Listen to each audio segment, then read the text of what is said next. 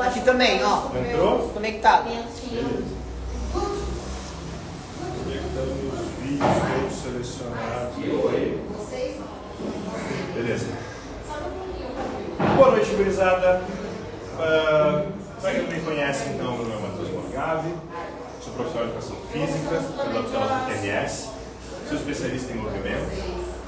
Estou fazendo lives todas as segundas às 20 horas e quartas às 20 horas, assuntos diferentes. Nas quartas-feiras são lives técnicas e nas segundas-feiras são perguntas e respostas. E uma coisa que eu tinha me pedido há muito tempo, que eu vou começar hoje, é a análise de vídeos e conteúdos que me enviam no Insta, né, e no WhatsApp, sobre treino, perguntando a minha opinião, pedindo a minha opinião. Então, eu o telefone e a fone de ouvido aqui para não ser processado depois, quando eu falar mal de alguém, porque provavelmente vai acontecer. Então, eu tenho vários vídeos aqui da galera mandando de alguns atletas e profissionais falando coisas boas, coisas ruins. Eu vou analisar, vou dar minha opinião, algumas coisas que são certas, outras que são mais subjetivas. O que tiver bom eu elogio e concordo, explico por quê. O que tiver ruim eu critico, corrijo e explico por quê. E eu explico o jeito certo também, ou o que seria o correto. Beleza? Então vou colocar os fonezinhos de ouvido aqui, vou abrir os vídeos e vou descrevendo e comentando a respeito. Eu vou começar com um que me enviaram há bastante tempo e que tem alguns pontos interessantes. O primeiro é que várias pessoas que fizeram um dos meus cursos, né, enviaram esse, porque ele foi patrocinado e a pessoa que patrocinou e a pessoa do vídeo, elas me seguem, ou me seguiam, não sei se ainda seguem, mas me seguiam na época, isso faz meses. E esse vídeo é engraçado porque é uma fisioterapeuta ensinando a fazer agachamento. E a profissional de educação física, que deveria estar ensinando a fazer agachamento, patrocinou o vídeo, né, repostou e patrocinou o vídeo da fisioterapeuta ensinando a fazer agachamento, que não faz sentido nenhum. Eu não gostei muito do vídeo, né? Inclusive, na época que me enviaram esse vídeo, umas 5, 6 pessoas me enviaram esse vídeo, e eu fiquei bem puto na época com esse vídeo especificamente, porque a pessoa não conseguiu falar, acho que nada correto no vídeo inteiro. E ela conseguiu falar e afirmar como se estivessem corretos todos os vídeos sobre agachamento num vídeo só. Então eu vou repassar aqui parte por parte e vou comentando a respeito. Deixa eu fazer uma pergunta. O som tá bom? Não tá dando apitos aí no áudio, nem nada, porque eu com o fone e o microfone na tela ao mesmo tempo. Tá tudo certo? Aparentemente sim, ninguém reclamou. Então, primeiro ponto. O título do vídeo é Agachamento sem riscos de lesão. Então assim, agachamentos ou qualquer outro exercício ou qualquer outra atividade, não existe o eliminar riscos de lesão ou prevenir lesões. Existe o reduzir o máximo possível de risco. Então ela começa prevenindo riscos de lesões e aumentar a amplitude do agachamento, tu precisa jogar o teu quadril para trás. Faz sentido. O problema é que ela joga o quadril para trás e o tronco para frente. Na demonstração ela faz isso. Então ela não desce numa amplitude nenhuma. Ela está só jogando o quadril para trás e não está usando os joelhos. A gente sabe que agachamento é um exercício, um padrão de movimento dominante de joelhos. Então os joelhos vão para frente e para fora para o quadril poder ir para trás e para baixo. Se tu não jogar o agachamento, permite o quadril descer e não permite o movimento dos joelhos, que não tem um agachamento, tem só uma flexão de quadril. Então, por evitar o para trás, recrutando mais a musculatura posterior. Posterior, daí também já fica difícil de levar a sério. Músculos da cadeia posterior, tu não recruta mais, tu tem um quadril mais para trás e uma base mais aberta para ativar um pouco melhor os glúteos médios, principalmente, estabilizar um pouco melhor o quadril. Não vai ativar mais ou menos porque tu está jogando o quadril mais para trás ou menos para trás. A ativação vai ser a mesma. quadril, glúteos, posteriores de coxa estão desacelerando, o movimento não é excêntrico, então ativa mais. E ativar mais os músculos do tronco, projetando o tronco para frente, no caso se os joelhos não estão indo para frente, para Fala mais alto. Mais alto? Isso, assim. É que Fala eu bem tenho alto. de ouvido, então eu não escuto nada, não tô falando. Fala bem alto. Bem alto. Então, projetar o quadril para trás para ativar mais a musculatura do tronco. Então, se tu não tem os joelhos indo para frente, para fora, só indo para trás e para baixo, tu não tem um agachamento, tem só flexão de quadril. Tu não ativa mais a musculatura posterior, né? Posterior, que ela fala no vídeo, que também não existe, né? Cadeia posterior, ou músculos posteriores de coxa, quadril, enfim, de corpo.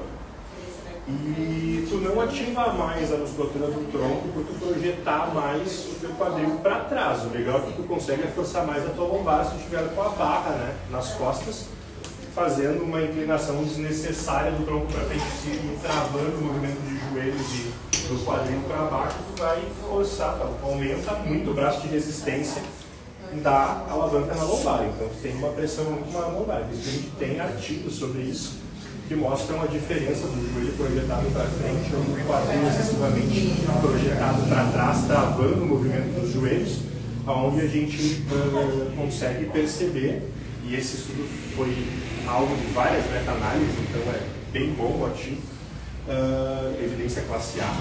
Então a gente percebe que os joelhos projetados para frente e para fora, os ligamentos anteriores cruzados e meniscos suportam muito mais pressão ao longo desse movimento do que com essa projeção proporciona. Enquanto a lombar, se tu não permite que o teu quadril desça e vá só para trás, tu tem um aumento de 13 vezes, 12 vezes e meia, quase 13 vezes mais pressão nas vértebras lombares dos ligamentos da coluna ali do que a coluna lombar suporta, ou seja, cagada. Aí o outro cuidado importante é não deixar os joelhos ultrapassarem as pontas dos pés. Que eu disse, confirmando todos os mitos falsos possíveis e imagináveis sobre agachamento. Não tem como agachar sem os joelhos passarem as pontas dos pés. Por mais que tu faça a lombar mais low possível e jogue o máximo possível do quadril para trás, os teus joelhos sempre passam a ponta dos pés. Sempre passam a ponta dos pés. Não tem como o joelho não passar a ponta dos pés no agachamento. Se o teu joelho não está passando a ponta dos pés, ele não é um agachamento livre, está uma barrigada que está muito mal posicionado. Daí agora acorda. Olha só. Contração do abdômen, puxando o abdômen para dentro. Isso é drawing. Drawing é movimento similar à respiração de vácuo, quando tu puxa a musculatura para dentro. Quando tu puxa a musculatura para dentro, tem uma redução da área de contato e uma redução de tensão da musculatura do tronco, principalmente do transverso do abdômen, que é um dos principais estabilizadores do lombar. E tu tem menor estabilização da tua coluna lombar, da lombar ali, tu tem menor área de contato e menos pressão. Tem que fazer brace, que é aumentar a pressão intraabdominal e contrair e expandir de forma que a pressão intraabdominal force o teu transverso para fora e o teu transverso consiga fazer pressão estabilizando a tua lombar. Então, o que tu não pode fazer é puxar para dentro. Fazer isso. Isso é errado. Isso, mais errado ainda. Tu tem que fazer aumento da pressão intraabdominal e forçar o abdômen expandindo e contraindo ao mesmo tempo, de forma que tu tenha ativação do transverso do abdômen e, consequentemente, uma estabilização maior das tuas vértebras lombares. E aí, de novo, ela fala no final que o exercício fica mais eficiente e mais seguro para o corpo, prevenindo lesões, não existe prevenção. E ela continua executando o exercício da pior forma possível e reiterando tudo de errado que ela nos disse até agora. Então, péssimo vídeo. Péssimo, péssimo, péssimo. Eu fico triste vendo esse vídeo. Fala pra galera mandar no aviãozinho. Galera, deem coraçõezinhos aí no Insta e enviem para as pessoas. Ajuda bastante a galera vendo e percebendo quando vocês dão coraçõezinhos, a minha live é anunciada para mais pessoas. Ajuda bastante.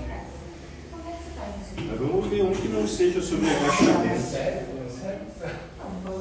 Olha só, tem energia de manguito. Manguitos são ótimos.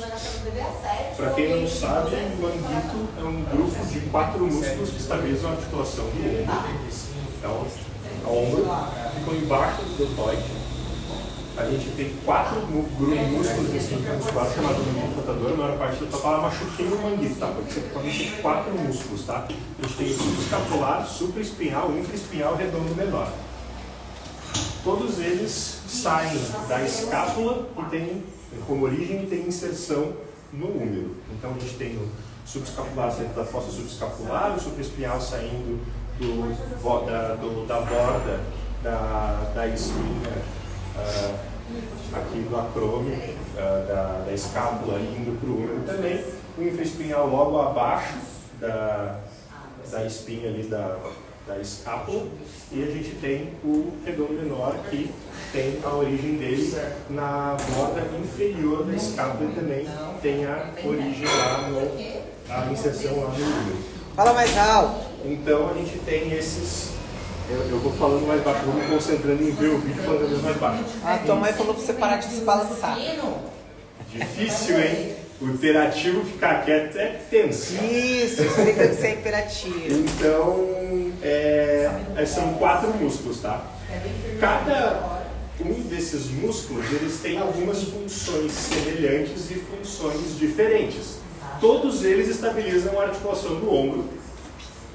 Porém, nós temos os que estabilizam a elevação aqui, a abdução, né?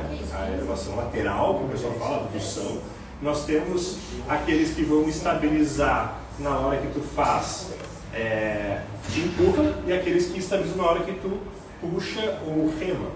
Então eles são um único grupo que exercem uma única função, mas em movimentos distintos. Então, é extremamente importante que esses músculos estejam sempre ativos e aquecidos e que a gente consiga uma manutenção adequada da postura durante os exercícios para que a gente não lesione nenhum desses músculos. Quando eles contraturam, rompem, pinçam, é dolorido, reduz a capacidade de movimento, dói bastante e às vezes pode ser bem sério e às vezes para consertar só com algum tipo de procedimento cirúrgico. Então, bem desagradável. Então, vamos ver o que ele diz. Ele diz que é o segundo exercício mais eficaz para treinar o manguito de forma indireta. Ele está falando de uma remada na máquina. Cara, se tu está numa máquina, tu já não tem nenhuma necessidade de estabilização da cápsula articular do ombro, porque nós estamos em um aparelho guiado. Então a gente reduz drasticamente a necessidade de estabilização. É para isso que as máquinas existem, para que tu desative o máximo possível a parte neural dos músculos estabilizadores e utilize principalmente os motores primários, tendo um movimento mais seguro e mais estético, para que tu consiga aumentar a carga no músculo-alvo durante o teu trabalho, e não utilizando energia nos músculos estabilizadores da musculatura secundária. Então, no momento que tu bota a criatura numa máquina, tu já está tirando muito da função dos manguitos, tá? Então ele está numa remada neutra na máquina, sentadinho, fazendo a puxada, assegurando os abdômenes musculares, retração de escápulas, depressão de escápulas, mas ele não... Tá, entendi o que ele mandou nesse vídeo. Beleza. Tá, então, esse moço agora eu conheço os conteúdos dele. Ele tem um pequeno problema. Ele é excelente na teoria, muito, muito, muito bom na teoria mesmo. Quando tu vê ele explicando, falando, a teoria dele é incrível. Ele fala muito bem, ele tem bastante acervo ali, ele realmente domina o assunto. O problema chega quando ele vai fazer a demonstração. Tanto quando ele demonstra, quanto ele tem um modelo demonstrando, é raro ver a pessoa executar o que ele está orientando no discurso. Então a oratória dele é ótima, o conteúdo está adequado, mas na hora que é executada a prática, estragou tudo. Nesse caso, ruim porque ele está na máquina, então assim, uma remada, por exemplo, curvada na máquina, na barra livre, por exemplo, seria muito mais eficaz do que uma remada na máquina, seja ela neutra, seja ela supinada ou pronada, a gente vai ter uma ativação muito maior, uma necessidade muito maior de ativar todos os músculos ali do grupo do manguito rotador, porque a gente vai ter que realmente forçar a estabilização durante o movimento. E aí o que acontece? Qual foi o problema? Para que tu consiga estabilizar os ombros, a gente tem que utilizar um bom ritmo de encaixe úmero e escápula, que é o ritmo úmero escapular, ou seja, dissociar os movimentos de ombro e escápulas. Isso é o segredo para fazer uma boa estabilização, reduzir o risco de lesão dos ombros e conseguir estabilizar melhor e projetar mais força, transferindo a força do que tu está empurrando ou puxando, remando para o peso. O que acontece? Qual foi o problema aqui? Ele falou tudo certo. Tu vai fazer retração, depressão de escápulas, ou seja, tu encaixou a barra, né? Pegou lá a barra ou o que quer que seja, e tu fez uma retração e uma depressão de escápulas. Teoria perfeita. Qual foi o problema? Ele não fez uma retração e uma depressão de escápulas, ele fez uma elevação das escápulas, ele fez uma retração e uma elevação, ativando o trapézio superior. E aí é que está o problema. No momento que tu ativa trapézio superior, tu desativa romboides e trapézio inferior, que são os principais estabilizadores das escápulas. E quando tu não tem as escápulas estáveis, tu está trazendo essa pressão para o trapézio superior, tu tem movimento de ombro e teu ombro não está travado, ele está travado aqui. Aqui tu tem o ombro estável. Aqui tu tem um ombro rotando para frente quando tu faz a remada ou a puxada. E aí tu vai lesionar igual. Então todo o discurso da parte teórica está incrível, mas na hora da demonstração estragou tudo. Tem vários vídeos da mesma pessoa fazendo o mesmo erro em diversos grupos musculares e diversos exercícios. Vamos ver um aqui que não seja então de manguito e não seja de agachamento. Esse aqui é de agachamento, esse aqui é de agachamento, esse aqui é de manguito, cara, tem um montão deles aqui. Esse aqui, glúteos, apertada no glúteo, ativa mais a musculatura. Vamos ver. Então, vamos ver o que ela está falando. Então, a questão disso aqui é se aquela apertada, né, o lockout, a gente chama de lockout, que é o encaixe de quadril com contração de glúteos, se ela ajuda a aumentar o bumbum. Então, ela está justamente questionando isso. Se aquele encaixe na finalização do movimento, fazendo o lockout, encaixando o quadril e glúteos, vai ajudar na ativação e desenvolvimento de glúteos. Então ela está falando de estética. Então ela está dizendo que tem exercícios que são bons e exercícios que são ruins de fazer isso.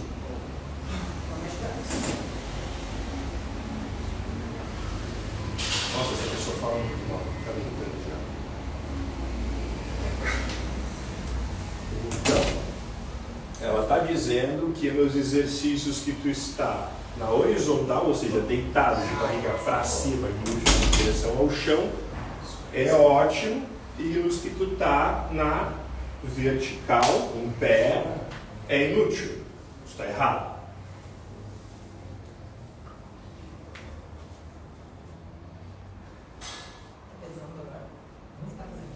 Nossa, tá.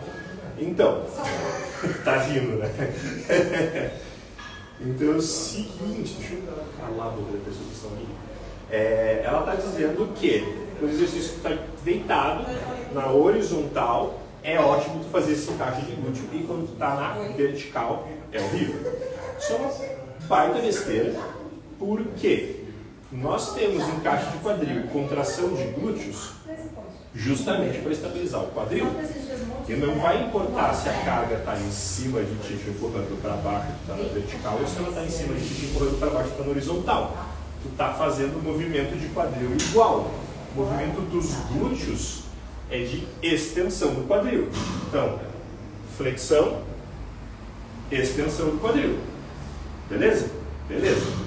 Então não faz diferença se tu está fazendo uma elevação de quadril e tu está deitado, encostado no banco e projetando a extensão de quadril para cima, contra a gravidade, empurrando o peso para cima, ou se tu está em pé e tu está fazendo a extensão para frente, tu está empurrando a carga para cima igual, e tu está utilizando tração dos glúteos igual. Então o lockout é válido. Então, ela está dizendo que nos exercícios de agachamento. Então, de novo, agachamento sumô, beleza, é uma base, o sumô é a base. Quando tu tem um sumô é porque tu tem os pés afastados. Se os teus pés estão para fora da linha do teu quadril, tu já está em uma base sumô, beleza? E tu tem a base mais regular, fechada, que é com os tornozelos mais ou menos na linha do teu quadril. Então, agachamento sumô. O problema é que ela está fazendo um agachamento sumô segurando um peso. No momento que o peso está embaixo, no chão, sendo puxado para cima, não é mais agachamento, é levantamento terra, beleza? Não existe agachamento terra, não existe agachamento barra baixa. Agachamento é agachamento, terra é terra. Se o peso está no chão e tu está puxando ele para cima, é terra. Se o peso está dos teus ombros, tu está empurrando o peso para cima, é agachamento. Faz toda a diferença do mundo. Um, tu está fazendo dominância de joelhos, outro está usando dominância de quadril. Músculo de cadeia anterior e da cadeia posterior. Completamente diferente uma coisa da outra. Tá? Isso é um erro bem comum que a gente vê bastante. Então, ela está dizendo que no momento que tu finaliza o movimento encaixando o quadril e apertando os glúteos, tu perdeu a tensão dos glúteos. É a maior besteira da face da terra, porque se tu está contraindo glúteos, tu tem tensão de glúteos. Não faz diferença se ele está encaixado ou não. Mais para trás, ou encaixando ele, tu tem contração e tu tem tensão nos glúteos. Se não desaba, a lombar vai embora. Quanto mais contração e mais firme o teu lockout, maior ativação de glúteos. E aí, ela está dizendo que tu está fazendo, quando faz um encaixe, tu está fazendo isso. Não é para fazer isso, pessoal. Vocês encaixam quadril e glúteo, é quadril e glúteo. Não é projetar o lombar para frente e aumentar a lordose. É encaixar, neutro, glúteos, quadril encaixados. Desceu, subiu, encaixou. Linha reta, alinhar os ombros, quadris, joelhos e tornozelos. Beleza? Então tu não está tendo. Meu Deus. Então tu não está tendo. Eu acho que a galera ficou muito curiosa. Você vai ter que mostrar no próximo live uns takezinhos. A gente vai ter que ver como não mostrar. Não posso mostrar takes, eu vou ser processado depois. Então assim, o que eu estou rindo aqui? Ela está falando que quando tu faz esse encaixe, tu está jogando toda a pressão na tua cervical. Aqui é a lombar, tá, pessoal? A cervical fica aqui no pescoço. Ela fala umas 3 vezes que tu está jogando a pressão que vai lesionar a tua cervical. Aqui, tá? Isso aqui é a lombar, aqui é a cervical. Não dá para levar a pessoa a sério, né? Beleza. Então assim, tu não pode projetar a tua lombar para frente e acentuar a tua lordose lombar. A gente tem uma lordose aqui natural, né? E essa lordose aqui, ela tem que ser mantida ao longo do movimento o máximo possível. Existe um parâmetro, dependendo de pessoa para pessoa, e isso que eu falo agora não é um consenso, tá? É bem subjetivo. Tem treinadores que concordam, tem treinadores que não concordam. Para mim e para vários outros treinadores aí que são referência, o alinhamento da lombar permite algum nível de movimento. O que é esse nível de movimento? Esse nível de movimento varia de pessoa para pessoa. A gente tem que considerar que no momento que tu desce, a gente tem um alongamento dos glúteos. O quadril vai para trás, os glúteos alongam e a gente tem uma redução do volume da musculatura do glúteo. Isso não pode ser confundido com o movimento de lombar, beleza? Então, mesmo que exista algum movimento de lombar lá embaixo do movimento, não necessariamente isso é lesivo. Existem autores como Stuart McGill, por exemplo, que dizem que isso não é legal e que é lesivo. Sempre. Existem pupilos muito fodas do Stuart McGill que discordam dele, dizem que existe um range of motion, uma amplitude de movimento que é aceitável durante os agachamentos e levantamentos terras. Eu concordo com essas pessoas. Não é um terrorismo cinesiológico. Movimentou, a lombar vai lesionar. Não necessariamente. Mas a gente tenta preservar o máximo possível e no momento que tu fez o encaixe de quadril e glúteos, sem fazer isso, ou seja, sem projetar o teu tronco, né, e quadril para frente, aumentando essa lordose lombar, a gente não tem nenhum risco ali de lesão por esse encaixe da lombar ali, nem de músculos da lombar, nem de vértebras, enfim. É claro que se tu estiver movimentando uma carga maior que tu suporta, ou se tu estiver instável no movimento, tu corre o risco de se lesionar, mas não pelo encaixe do quadril, e sim por uma execução inadequada em outros fatores. Então isso aí é mais uma grande besteira.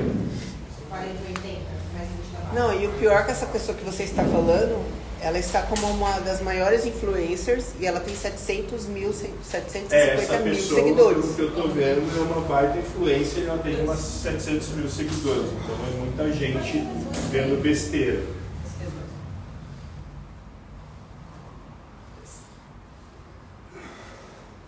Ela está falando isso a mesma coisa em vários exercícios. Ela fala no agachamento, ela fala no terra, ela fala no stiff.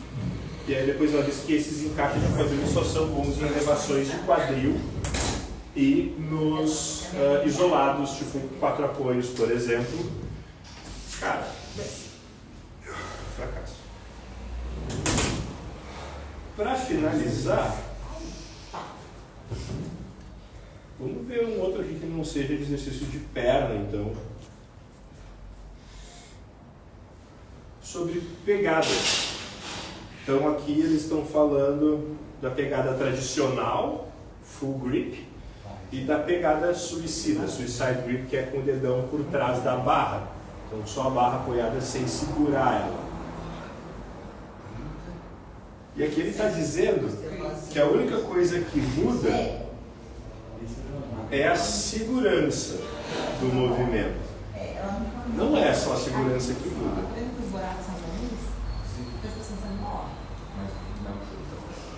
A pegada tradicional, full grip, é sim mais segura do que a suicide grip por motivos óbvios.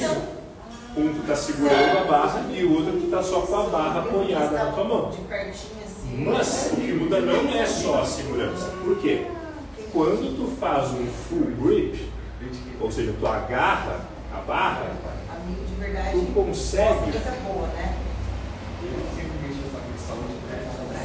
tu consegue posicionar a barra no carpo. Ou seja, carpos são esses músculos aqui do punho, beleza? Então quando tu posiciona a barra na mão e tu faz uma full grip, uma pegada completa, o peso está aqui. Tu faz a pegada e o peso está todo aqui. Concorda? A barra está aqui e ela está em cima do carpo. Ou seja, tu está distribuindo o peso entre mão, punho e antebraço. A pressão está toda aqui. Quando tu faz uma suicide grip, a barra está aqui. E aqui tu tem uma tensão jogando o teu punho para trás. Tu não tem a estabilização do peso em cima dos ossos, e sim forçando a articulação do punho. Então, além de segurança, tu tem uma questão de estabilização e transferência de força. Quanto mais estável tiver o peso e mais firme tiver a pegada, mais firmeza e maior a transferência de força tu tem ao longo do movimento. Então, se a barra está firme e estável em cima do carpo e apoiada em ossos, sem forçar ligamentos e sem forçar outros tecidos moles, tu tem uma pegada mais estável, mais segura, obviamente, aonde quando tu faz o movimento tu tem uma maior estabilidade, uma melhor transferência, com uma maior facilidade de transferência de força para a barra, para movimentar o peso. Enquanto quando tu faz uma suicide grip, tu tem o peso jogando o teu punho para baixo, forçando tecidos moles, como ligamentos, tendões e outros músculos, para estabilizar esse peso, e mesmo assim tu tem uma menor capacidade de estabilização e tu tem um maior risco de lesão, menor estabilidade, consequentemente menor transferência de força ou maior dificuldade de transferência de força. E aí ele finaliza dizendo que ele faz suicide grip, mas que ele não recomenda para os alunos, porque ele aprendeu a treinar assim há muito tempo e se acostumou e ele já sabe o que está fazendo. Cagada, se tu sabe que está errado, faz certo, caralho. Desculpa. Então... Eu acho que é lógico isso aí. Eu acho que...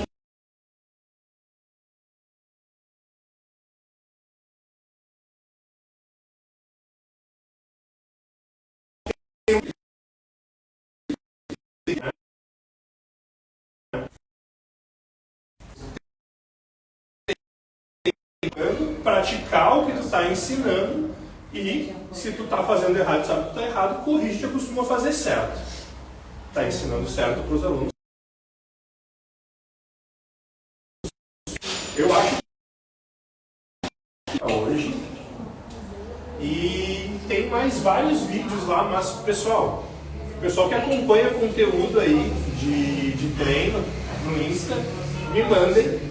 Só para constar que me mandaram uns aqui da Transforma-se, tá? Eu vou citar o nome porque Transforma-se é a empresa que faz treinamento físico. Que foi onde eu aprendi boa parte do que eu aplico com os meus atletas, né, ao rendimento. E o Diego Rochinol e o André Azevedo são incríveis. Eu não aplico tudo exatamente da forma que eles ensinam, mas tudo que está lá está adequado, está correto e faz todo sentido no mundo. E dependendo do tipo de aluno, eu aplico mais daquela forma ou mais de uma forma diferente, dependendo do objetivo. Mas voltado para alto rendimento e performance, tudo que está lá está perfeito, tá? Eu não vou nem me prestar a ficar comentando muito a respeito. Mas depois, se vocês quiserem e tiverem dúvidas, e uma das pessoas me perguntou qual a diferença que ele viu ali nos movimentos, de repente no próximo eu comento qual a diferença de execução de alguns movimentos ali, que são mais voltados para o alto rendimento, performance e potência, e mais voltados para a força em termos de recrutamento das cadeias musculares, tá? Mas os movimentos lá são perfeitos, adequados e eles são incríveis. Recomendo inclusive que acompanhem lá, porque vocês vão aprender muito. São meus mentores lá. Então pessoal, quarta-feira a gente tem outra live nas quartas, lembrando que são assuntos mais técnicos. Nessa quarta-feira o assunto, o alvo vai ser mais voltado um pouco para o agachamento, não tanto para o terra como foram nos anteriores. Então eu vou falar um pouquinho, introduzir um pouquinho de agachamento, mas principalmente voltado à posição dos pés. Então eu não sei se vocês conseguem ver meus pés, mas eu vou falar mais sobre a posição dos pés voltados para o agachamento. Vou começar de baixo para cima no agachamento, assim como eu fiz no terra. Então acompanhem lá na quarta-feira às 20 horas. Enviem a live pra galera e me enviem vídeos aí que vocês tenham curiosidade ou querem que eu comente, corrija ou fale a respeito, que eu vou fazer isso toda segunda-feira às 20 horas. Se vocês não me mandarem vídeos, eu tenho 1 milhão de perguntas para responder, tanto da minha equipe quanto dos seguidores, quanto dos comentários nos vídeos e algumas caixinhas que eu não deveria responder ainda, então o conteúdo não vai faltar para responder coisas, beleza? Muito obrigado por acompanharem, até quarta-feira de noite, tchau, tchau. Mudou de cor? Mudou de cor? Mudou de cor? Mudou de cor? Vamos fazer o fundo. Agora eu escondei de mandar de cor.